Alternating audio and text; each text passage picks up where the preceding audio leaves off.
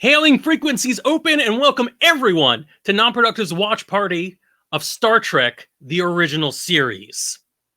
Yay, everyone. Very yay. And I've actually forgot to press the button on this thing. Hi, everybody. Hey! Everyone was politely waiting in the background. If you're watching live with us on Twitch, welcome aboard. If you are listening to this via a podcast, why don't you head over to twitch.tv/nonproductive right now, and you can follow the channel so that you get alerted when the next episode drops in stunning high-def webcam footage screen. Yeah, that's right. It's a watch party. We're not gonna put too much production into this. Let's talk about what this is actually. Twitch and Amazon Prime have basically partnered up to allow us to stream the Star Trek original series to you, the remastered version, with our commentary. And we are going to be talking about the show, what it means to us to be Star Trek fans, and basically asking you to all join along with us down there in the comments section. All you need is an Amazon Prime account to watch along with us. And since you've already linked Twitch and Prime, why don't you do us a solid and subscribe to Non-Productive and help support the people that put on this fine programming for you. Speaking of which, let's actually do introductions. I'm going to go in order of seniority, as how long I've known you. Ken, how are you doing? I'm good. I'm really excited for this. I'm as soon as this came up, I'm like, I got to do this, especially Now, with you guys. And you and I, who have been friends for way too many years to count, we actually first started being friends. One of our first creative projects, perhaps the second creative project, involves Star Trek. Does it? Yes, it was a script we had written for a high school film club. I think I may have written it, or maybe we both did. I don't remember. There was definitely a screenplay. It was terrible. It lifted liberally from Star Trek Generations. I remember packing costumes to bring to school for all of us. Somehow Spawn and a Dilophosaurus from Jurassic Park showed up in that. And yeah, it was weird. Basically, it was Ready Player One before Ready Player One. It was amazing, too good for this world, and there are no surviving copies as far as we're concerned. That was also the second project. If you want to know what the first project was, tune into some future thing where we talk about it, because we're not going to do it on this episode. Or some past ones, because we brought it up in the past too. Oh yeah, I'm sure it's come up. And then of course there's James and Katie, the Carolins, who are. If you're going to say us together, or if you're going to pick one of us for seniority. I don't know. Did I meet you both at the same moment? Probably. But yeah, you probably met Katie first. Katie may have been the first. Very close to the longest running Star Trek fan I know. I think you've liked Star Trek since you were a wee one. Tell us a little bit about that, Katie. Oh, my dad was a Trekkie, so I remember being 3 years old. I had this special cardboard box that was my spaceship. So every time when there's a new episode of Next Gen, I would sit in my spaceship and watch with him.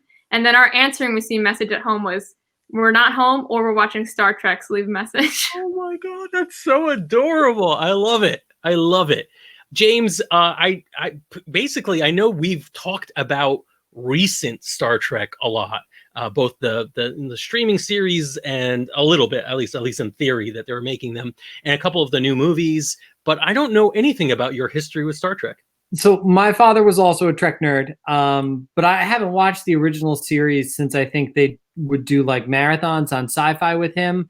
I would watch reruns of Next Gen with him. The actual only series I've seen in completion is Enterprise.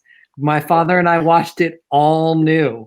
And I've never watched any, I guess Picard too. I watched Picard now. But I'm trying to redeem myself a little bit. And I haven't seen any of Deep Space Nine or Voyager. Wow. So I have a weird history with Star Trek. I've seen most of the original series episodes, but not in ages. Right. So I'm Frank, if you couldn't tell from the lower third. And I think Ken and I kind of glossed over what our personal histories with Star Trek were. If you're a geek of a certain age, you've had Star Trek baked into your DNA, basically from birth. It's weird though. You have to be a very specific window, because at some point Star Trek became new again, right? People started making new Star Trek and it became almost hip again, just like, superhero movies have become hip. But there was a small window where Star Trek was kind of like this cult thing that obsessive geeks knew about, but other people really didn't care much about. It was maybe cultural shorthand for nerdity, but that's all there is. So like, I've always known of Star Trek. It's always been in the background radiation of my life, but I don't remember sitting down and watching any Star Trek except for 2 moments, and I'm not sure about them. One was the animated series, Star Trek, the original animated series. It's probably not even the name of it. I think it was on Nickelodeon at some point. They did reruns. Nickelodeon, I believe, on Sunday mornings would run it back in the 80s. And it was weird, very weird. And without the context of actually seeing the show, it was especially odd. And then, of course, Star Trek: The Next Generation came out when I was relatively young. And I knew that it was a reference to something. I knew that there was a show that was super popular that true geeks really watched. That's what a Trekkie is, somebody who's such a geek. They're defined by their fandom. I didn't have a word for that for like fantasy or anything else. I didn't have Tolkien geeks or whatever. But I did have for sci-fi and for Star Trek. I was hooked on Next Generation because it seemed so unlike anything else on TV at that point. And then everything else was like, I was grown by the time I saw Voyager. I saw Enterprise 2 live, and I liked it, even though lots of people complained about it. And then, every once in a while, movies with friends who drag you out to see a Star Trek movie. Ken, how about you? Actually, I go back, I want to say some of my first TV memories, probably watching with my parents at like 4 years old on weekends, watching the original series on what's now CW, but was a local PIX 11 in New York and Jersey here. Yeah. And then it would run late nights on the weekends too. And then you brought up the animated series on Nickelodeon. I remember that. And the first VHS cassettes we ever had in my house were Star Wars: A New Hope and Star Trek II: The Wrath of Khan. Wow. And I think I watched Wrath of Khan more, and that was almost an every weekend or every other weekend viewing thing for me.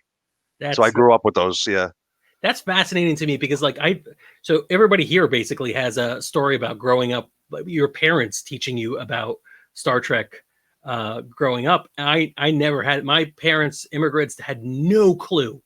None. My dad was actually big into like fantasy movies. Like we watched Sinbad and all that, the Ray Harryhausen movies. So it wasn't like he was completely genre clueless, but like no idea about Star Trek. That was it was too cerebral and hard to understand if you're not a native English speaker.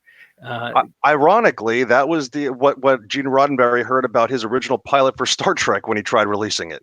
Really? Yeah. Interesting. So there you go, Gene. You were right. But I remember wanting to be a geek, so such a wannabe geek so much that I was like, I'm gonna learn this. I want to be one of those weirdos that I've seen in television represented as, the outsider geek. I wanted to be that, and it's the same reason I picked up Dungeons and Dragons as a kid. It was like, oh, that's the thing geeks play. Okay, I want to be a geek, so that's what I'm gonna do. Very weird. Very odd. You wanted to be a geek, oh boy. Yeah, but I think it's come full circle. I think now geek is super chic. Yeah. Now everyone wants to be a geek. For sure. Yeah. I've only seen of the original movies, I've only seen the good ones. I've never seen the entirety of the motion picture, but I've seen all of Wrath of Khan. I've never seen Search for Spock, but I've seen the one with the whales multiple times. That's the good one? Oh, even people that weren't fans saw that movie. Yeah. As a little kid, I probably watched Star Trek 4 like a million times. I wanted to be like a whale vet. I definitely saw more Star Trek 4 than I did of the original series. I think my family quotes that daily. Oh man. All right. We are eventually going to be playing this first episode like we promised. Please join us in the chat. Share your Star Trek memories as well. We're going to read them and react to you guys. Reply in the chat. This isn't going to be an MST3K kind of thing. Star Trek doesn't really feel like like something you would need live commentary throughout the entire episode. I think that would be tedious very quickly. So we are going to be just watch it, maybe play some trivia for you while we're doing so. And then we'll be back after we watch this episode and talk about it. But before we go into the episode, tell me a little bit about the pilot and the actual pilot, because I have no clue. I know there were 2 episodes on our list that we were going to tackle, but I have no idea. Ken, maybe you could guide me. I'm guessing. So Gene Roddenberry was originally a cop who wanted to break into entertainment, and he had this idea, but the networks all were doing Westerns, and the only way he could pitch it was by saying that I'm going to make a Western in space. And the studios agreed, and he spent all of the studio's money on this pilot and decided to present it to them. It aired. It only aired the one time in 1966. And the studio came back saying it was too cerebral, too smart for the audience, and we don't know what you're trying to convey here. We can't air this. And he was told that if he wanted to have another shot, he could try to go back to the drawing board, redraft it. And that's the history of the original pilot of Star Trek. So I only know, like, anecdotally that there are different crew members, or maybe just the captain is different than from the pilot that most people think of as the first episode of the original series. And this, and I know those of you who are Trekkies watching this right now and are yelling at me in the comments. I get it. Nobody wants me talking right now, but what are you gonna do? So yeah, there was what's the difference between, are they actually completely different stories that we're about to see, or? Yes, yeah. The only one true thread is that Spock is the only thing that carried over. Yeah, he's the only cast member, right? And space travel. Well, yeah. and But they do use the plot of this in a future episode called The Menagerie. Correct. Which we'll talk about. Oh man, I feel like I have It's accidentally a really good episode. Onto a review show with a bunch of Trekkies, and I'm gonna get schooled. All right. Well, I will tell you one thing real quick, though. I am excited for this because this originally, Roddenberry brought this out of the vault for the 25th anniversary back in the late 80s, early 90s, and aired it on TV for the first time since the 60s. And I remember being hooked to the screen as a kid the night it aired, and I taped it, and I had it for years. But what it was it was originally black and white. And when they released it, they split color segments into it, which was the ones that were used in the episode The Menagerie later on. So you actually had a half black and white, half color presentation of the episode. Wow. So that's the only way I've ever seen it until now with this new remaster that's available for us to watch. It was shot in color. It just didn't air in color. So they didn't have like all the footage available for the re-airing. I thought for a minute James was suggesting like they had color back then. I mean, color everywhere. Everything was a black and white. Yeah, they used color film. Okay. Yeah. All right. Interesting. I think we should probably get going to play the episode, but a little bit of housekeeping first. By now, of course, if you're watching this live, you're watching it on Twitch. Remember to hit subscribe so you know when we do the next episode. I think we're going to just watch the pilot, the barely aired pilot called The Cage. And then after we watch that, we're going to come back with our commentary about what we just saw. So stay tuned and, watch along with us and comment along with us too.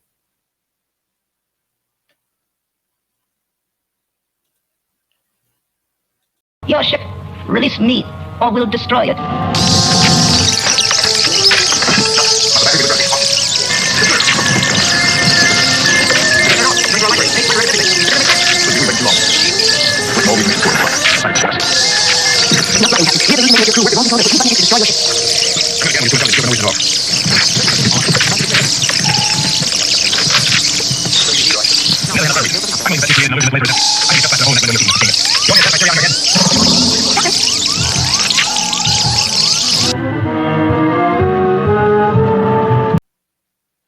All right.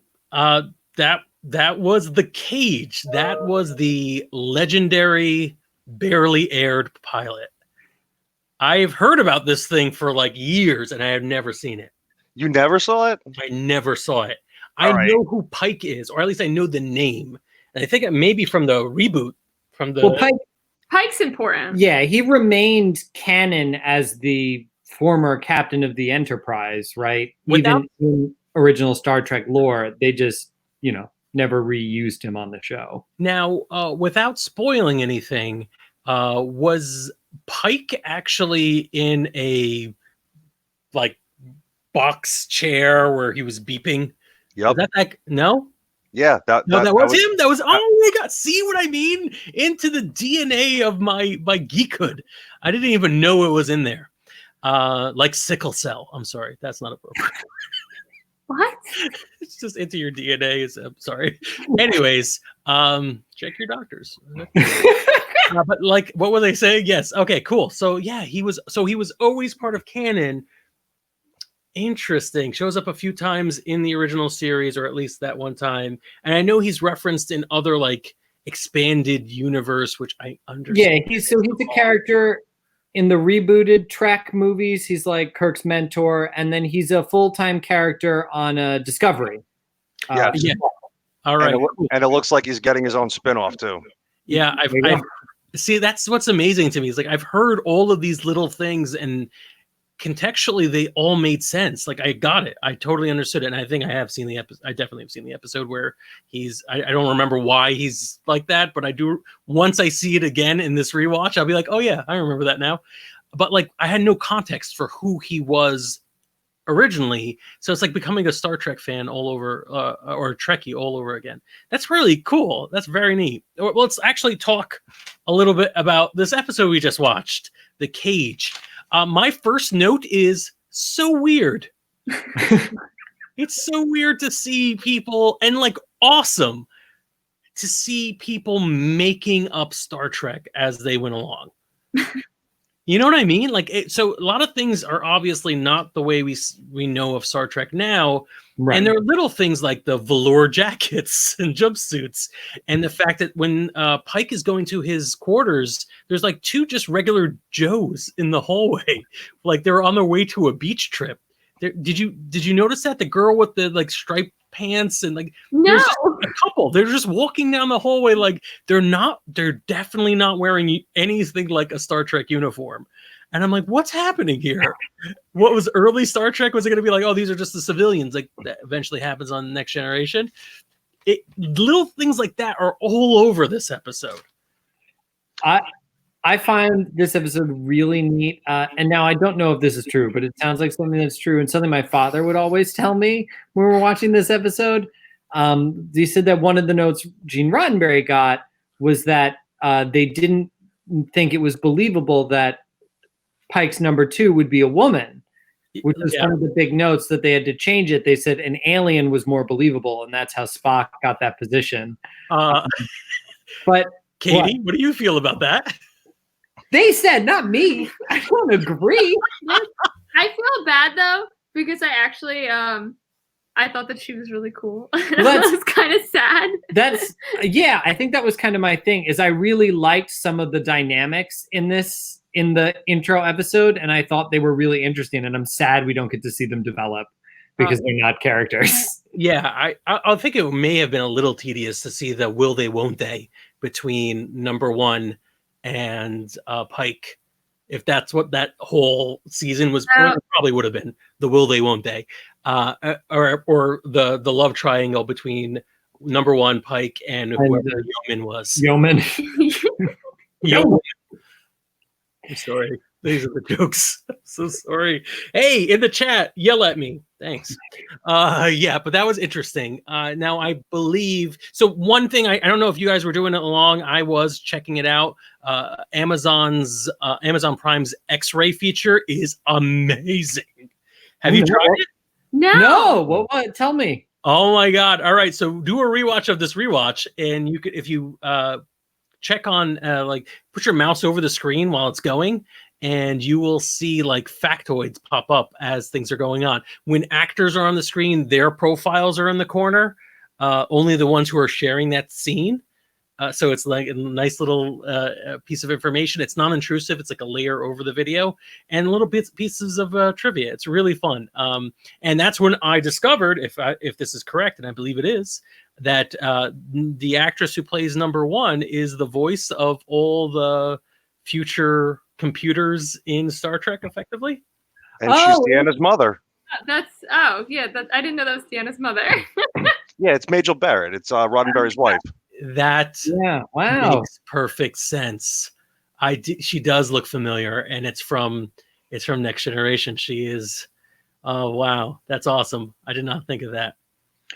One of the things that I liked, actually, that I didn't really pay attention to when I was younger watching it was the opening shot of the ship, and then the camera panning down on the top, going through the glass dome into the bridge. I love how shady that was. Never used ever again.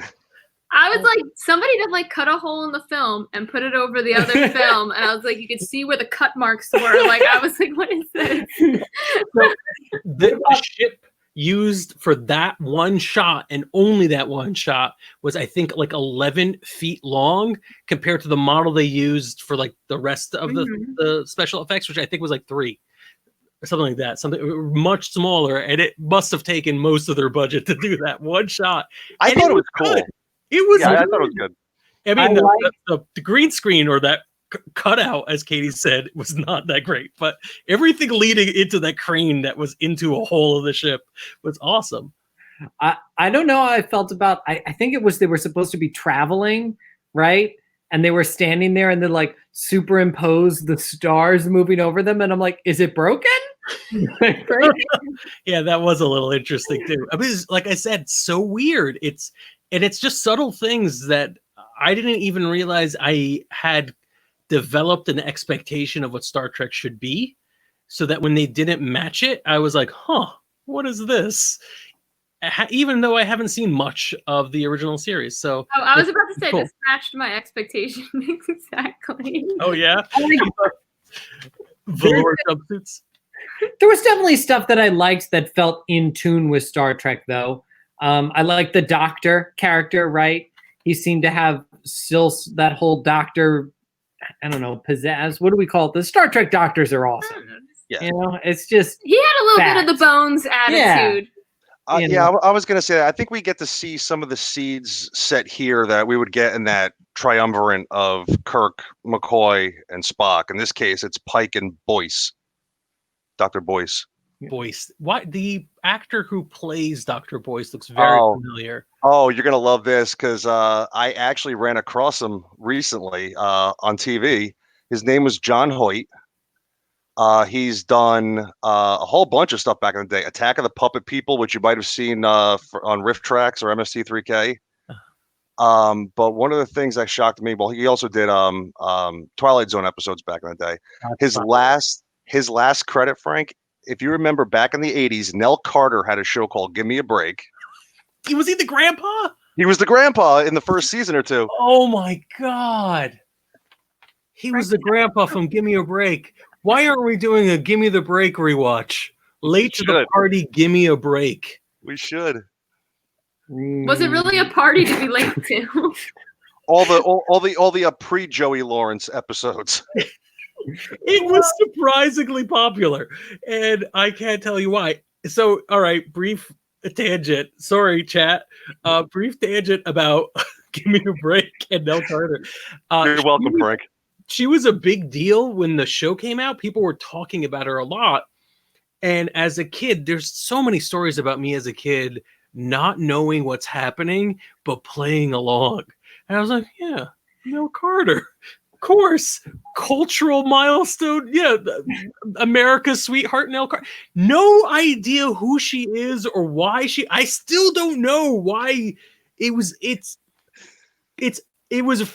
amazing that I'm having an existential crisis right now because I'm like, why did I just play along? Why did I just go like, yeah, okay, show was great, but like it felt like everyone knew who she was from something else, and I have no idea what that was.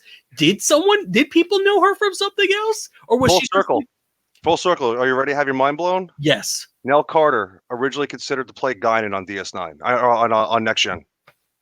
Wow. I totally made that up. We were all played. You had us. We were ready. All right. Wow. Beautiful. All right, next on my list, the drinks. I love the fact that the doctor came with a bunch of drinks in his case. That was amazing. There's just these little nods to like sleazy 60s, 70s culture that I'm just like, mwah, perfect. There's like a lot of that, actually. I like the storytelling. Like, I'm probably one of the reasons why they were like, they have to redo this pilot. As a whole, the storytelling's smart. They sow the seeds early on for the way Pike feels, for the ways he's going to be challenged in the episode. They challenge him with those specific things. They give, actionable roles to quite a few characters, and then everything pretty lines up as interesting messages except for the last one. And then we can talk about it now, or we can get there. You know what, James? I agree too, but it goes back with that scene with the Doctor and Pike. I mean, one of the things I loved about it, which I don't think we got a lot in the series later on, but it was just the two of them talking, and there was a lot of great exposition and character development between the two of them, where Pike is actually explaining like he's looking to retire and what he's going to do when he does. Like, you didn't really get that until the movies later on, when Kirk was actually an admiral, no longer in the captain's chair, and it took years for that to happen. They did it all in the first episode. Well, and it's important. It's important because it's going to, theoretically, it would have set the tone for who Pike was going to be during the show, and it sets the tone for him during the episode when he's later challenged by the illusions of being able to retire and be at home with his horses and just relax, which is something that he wants desperately. I think this episode was, and this may seem like a backhanded compliment, but like surprisingly science fiction-y. Yeah. Right? That the science fiction really did make it interesting. Not only was it the context of late 60s doomsday cult-ish obsession with what the world will be like after everything ends, but also the way telepathy works, the way the narrative of what the science fiction elements in the story, the mind control, the illusionary powers that these aliens have, the folly that becoming too reliant on the successes of your ancestors will make you an atrophied, big-brained, worthless person. The With fact that there was a menagerie, right? That's like a classic sci-fi trope. The last surviving X, Y, and Z. All of it was really amazing and very surprising from television at that time. Certainly surprising from a TV show that was billed as a Western in space. But really cool. Yeah. So, go ahead, Ken. No, go ahead. I was going to say, I like all those messages, but I kind of want to bring up the last one because it's the only one that kind of doesn't jive with my existing version of Star Trek. So we go through all the illusions, I forget what's her name, Dina, right? Dina, thank you. Dina, yeah. Vina, sorry, Vina, right? It's like, well, I can't go with you, and Pike's like, why? And I'm an Uggo. Yeah, I'm disabled, and I'm like, so you're telling me the future world of all this thing that's so accepting and wonderful and good, and you have to stay because you're disabled? I would have been okay with it if literally 3 seconds earlier they weren't like, man, humankind, they'd rather die than be imprisoned. And then she's like, no, not me. Not me. I'm ugly and disabled. Yeah, that's a very dark look at it, but not necessarily inaccurate. I would say that. Also, real quick, in defense of the episode, though, James, there is lines in there that explain that she would probably die if she left because she was dying on the planet and they pieced her back together. I think that's what they're suggesting too, but I don't know if they hit it home enough. I almost wish that she had been worse looking. When she said, like, they didn't know where the pieces went, I was like, oh, God. Her arms on her head. They put a whole new butt on her shoulder. Really big. No, I feel like the intent of that scene was that she could find peace there. She could be happy there. She could be happy there. I didn't get an impression that modern human society would not have her. He's like, stay on the planet. It's for your own good. But Pike, I agreed with her reasons. by having Pike say, no, you should come with us, be with your own people. But I think, they were clearly running on a budget. But that's a very interesting point. Very interesting point. So here's my thing. Here's my big note. Oh boy. One history lesson, and these aliens bulk and try to keep us alive. The whole point was like, we must preserve humanity. We'll have a perfect human, another perfect human. And then also the side point of, and then we'll have slaves to do whatever we need to do. I don't know, like we're going to breed. I don't really know what our end goal with all these things are. But regardless, we need to keep humanity alive. And then they had a history lesson and they were like, no, thank you. You guys are not going to be worth keeping alive. I don't think that was the intent of the episode, but it really did feel like that to me. I saw the history microfilm scan really quickly. I'm like, yeah, if I heard a little bit of our own history, I'd be like, no, these guys don't deserve a place in the Ark. I feel like they were almost horrified and impressed that we're like, no, awful. Kill us instead of giving all these fantasies because I have this illusion of freedom. Yeah. No, I think that makes sense. That episode rings a lot truer now than or at least in a different way than I made that comment while watching it. Two other silly things that I liked, neither here nor there. I liked how Pike figures out that they're in an illusion by holding the gun to the guy's head. I thought that was just super smart, like just really smart writing. And then I laughed, and this is more of a now thing as compared to the 60s, when one of the crewmen on the deck goes, "Oh no, the computers," as if there were only going to be like the two computers on the deck of this massive starship. A similar tech thing that got me was the printout. Oh, the printout. The printout. I was like, why do you even have why? And it was weird because they took the piece of paper, like it didn't even tear out. It was somehow more modern because it wasn't like a dot matrix where you had to rip out the sheet, but at the same time seemed far less modern because it just seemed ridiculous that they would ever print out. One of the things that I found weird, actually, even remembering it, was just how clumsy Leonard Nimoy seemed in this prototype Spock. Yeah, he's not quite the Spock character we know. Yeah. The one that got me was when they're in the teleporter and they go to teleport down, but only the women go, and Spock just goes, "Go women!" I also like the scene right before that when the guy's like, well, it's completely nonchalant. They're like, some of us may transport inside of rocks and die. And they're like, okay. And I think there was at least one dude when he said the women, they're like, that's all that happened? Oh, good. It's like, well, theoretically, all of our scans could be an illusion. This is our first time seeing a transporter, and it's already a bad idea. It started off as a bad idea. Actually, the creepiness, there's a certain horror element to this episode as well. And the thing that gets me is that ending with her basically being granted, and it doesn't ring true. They were doing a fair amount of torturing, mentally torturing her, and then in some ways physically torturing her up until that point. And then when they realize, oh, your entire species is worthless. Well, we're not going to treat you poorly. Here, have your perfect illusion and enjoy your life. Also have an illusionary Pike. She has her delusions, I think it was the line, or illusion, and you have reality. And all I can think of is like, how would you ever trust it? Their illusions were so perfect. How would you ever know that you ever left the planet? And I hope that's what the spin-off series for Pike is about, but I don't know.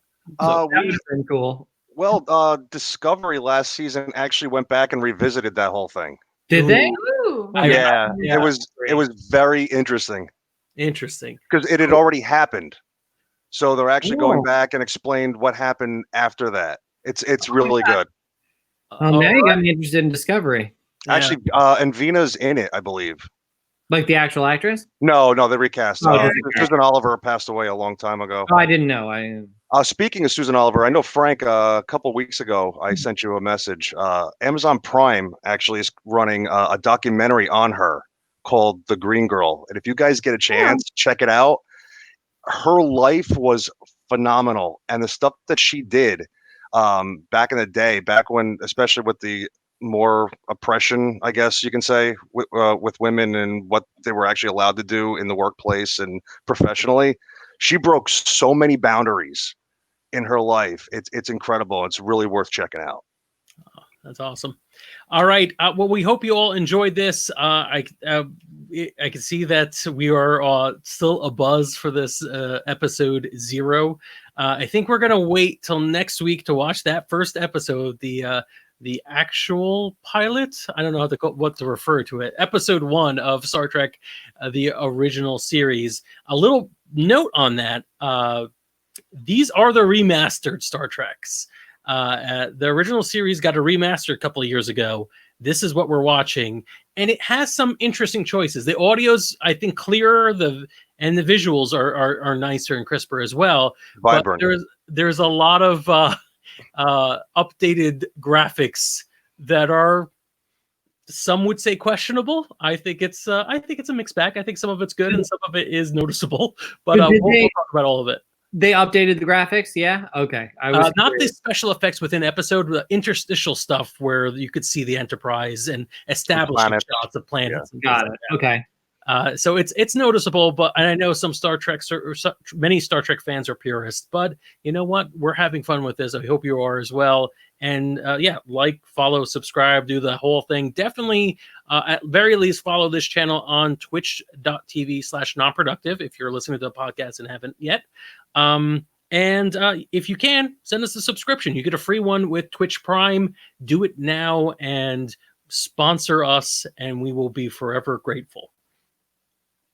Good night, everybody.